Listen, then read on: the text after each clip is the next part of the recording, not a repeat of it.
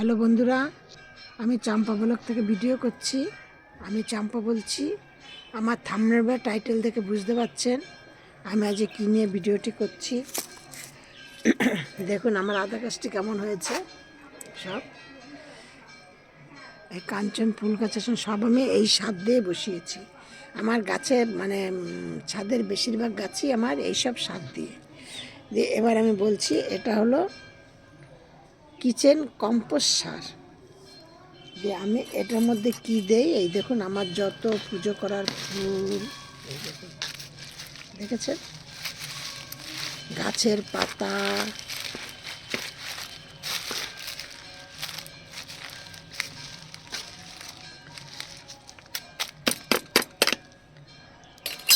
এই দেখুন পেঁয়াজ রসুনের খোসা,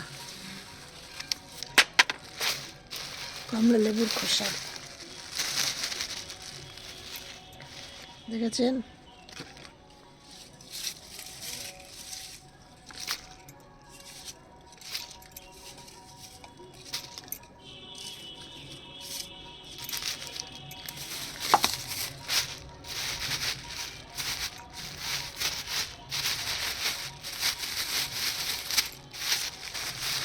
সবজির খোসা,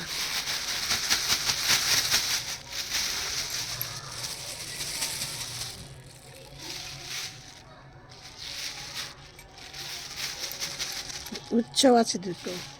এরকম উচ্ছে দেওয়া হয়, দিয়ে সেই উচ্ছে, আমার একটা উচ্ছের থেকে আবার একটা গাছ হয়েছে, সেই গাছ থেকে আমি প্রতিদিন দুটো তিনটে করে উচ্ছে তুলি। এবং সত্যি মিথ্যা কিনা সেটা আমি আপনাদেরকে, এইটা আমি দেখি, আমি উঠে দাঁড়াই, দিয়ে তখন আবার আপনাদের সাথে ওই উচ্ছেটা দেখাচ্ছি।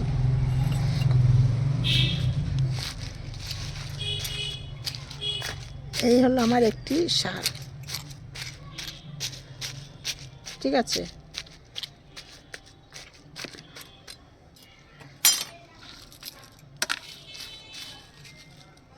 আমি এর মধ্যে অনেকে দেখায় মাটি দেয়, এই করে সে করে, আমি কিছু দিই না। আমি কি করি, এইটাকে এরপরে আরও 2-4 দিন যেই যাবে, এর মধ্যে জল দিয়ে দেবো। জল দিয়ে নিয়ে একটা পাত্রের মধ্যে বসিয়ে দেবো, দিয়ে এই পচা যে জলটা দিচ্ছি, সেই জলটা যে পাত্রের মধ্যে পড়বে ফোঁটা ফোঁটা করে, সেই জলটা আমি এই গাছের গোড়ায় দেব। সেই জলটা তো অনেকটাই গাঢ় বা অনেকটাই স্বাদযুক্ত হয়। সেইটার মধ্যে আমি কি করব, আরও যদি ধরুন 250 জল হয়, এই সবজির খোসার জলটা পড়ে, অন্তত তার মধ্যে আমি আরও জল মিশিয়ে 1.5 লিটার করব। করে নিয়ে সেই গাছ সব যতগুলি গাছে হবে সেই গাছগুলিতে আবার দেবো। আবার আবার পরের দিনকার যেই গাছগুলোতে না দিয়েছি আবার সেই গাছগুলোতে দেবো। ঠিক এইভাবে আমি এইগুলো করি। এবার বলছি, এইগুলো কিন্তু ওই সব সার দিয়ে তারপর আবার সেই যে সবজিগুলো থাকে, খোসাগুলো যেগুলো থাকে, সেইগুলোকে আমি আবার রোদ্রে দিয়ে দিই। রোদ্রে দিয়ে নিয়ে যখন মরমরে হয়ে যায়, তখন সেইগুলোকে ভালো করে হাত দিয়ে ভেঙে নেই বা কোনো কিছু দিয়ে একটুখানি পিটিয়ে মিটিয়ে টুকি করে নিই। এই যে দেখতে পাচ্ছেন, এরকম করি।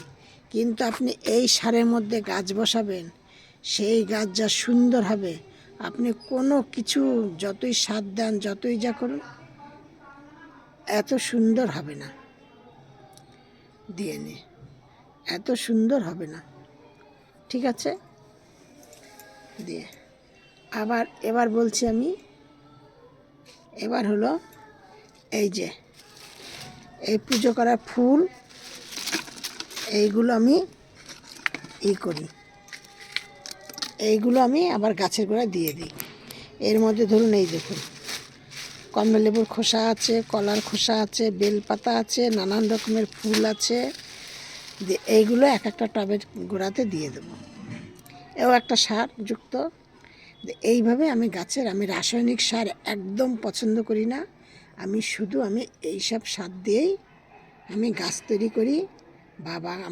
আমার বাগানে প্রচুর পরিমাণে ফুল হয় এবং প্রচুর সবজি হয়, প্রচুর সব কিছু হয়। এবার আমার গাছে সবেদাও হয়েছে বাগানে, তারপরে বেদানাও হয়েছে। বেদানা গাছটা দেখবেন, দেখাবো।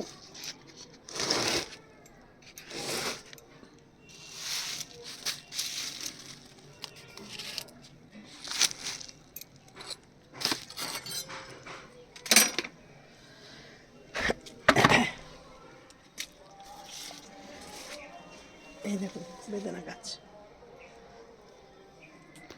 এই যে বেদানা হয়েছে দুটো, বেশি বড় হয়নি, ছোট ছোট, এই মানে এরকম সাইজের। আর এই যে সবেদা গাছ, এই যে সবেদা হচ্ছে, দেখেছেন, এই যে সবেদা গাছ। এবারও আপনাদের উচ্ছে গাছটা দেখাচ্ছি।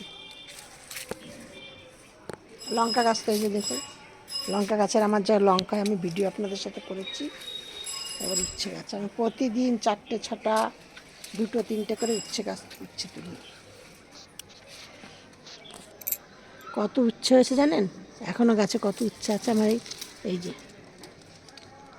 বুঝতে পারছেন উচ্ছেটা, আমি দেখাচ্ছি।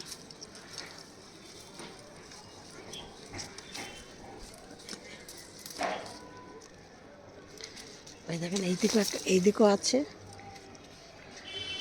এই দেখুন, ঠিক আছে, ওই দিকেও আছে, যেতে পারছি না।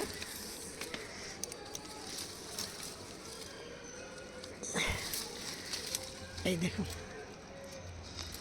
দেখেছেন। তারপর এই যে লেবু গাছে লেবু, আরও এইটা হলো পাতি লেবু, আর এই যে এইটা হলো গন্ধরাজ লেবু হচ্ছে। এই যে